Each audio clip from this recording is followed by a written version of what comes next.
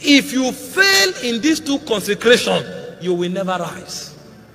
I'm telling you things that will never change until this world comes to an end. And so there is one aspect of consecration that has to do with your walk with God. There must be another aspect of consecration that has to do with mastering the demand of your destiny. As still your consecration to God, there's a consecration for intimacy. And that has to do with purity.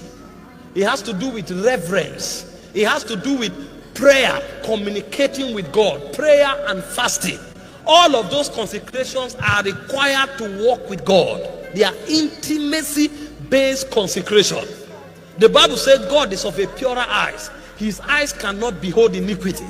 In 2 Timothy chapter 2 verse 19, it said, the standard of God standeth sure. It said, therefore God knows them that are his. It said, they that name the name of the Lord must depart from iniquity. You cannot mix light with darkness. And so there is a rigid requirement of purity. There are many people trusting God to do something mighty in their life. They want to become leaders that will change the world. They want to be used mightily in the anointing, but their garments are stained. That you are able to hide it from men does not mean you can hide it from God. God sees what you are doing in the dark. And so if you want the power of God, if it's power of God you want to lift you, there's a demand for purity. Go and study the life of Joseph. I read it already. The reason a nobody can become a somebody and nobody can do anything about it is because that nobody was keeping the demand of purity. The guy would have slept with Potiphar's wife. He would have ended up the head of all houseboys. Meanwhile, his destiny was to become prime minister in Egypt. The reason he journeyed that far was because he kept his purity. When he had the opportunity, he refused.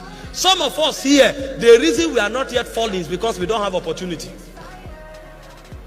And we are fighting so hard to get that opportunity. And God is looking at us and saying, no, the power you are looking for, you don't have the capacity to carry it.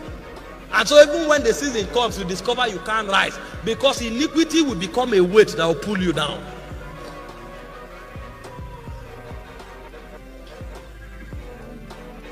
There is a consecration of reverence.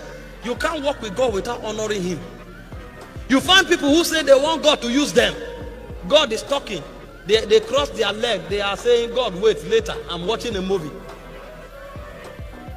And they want this same power of God to make them a senator. They want this same power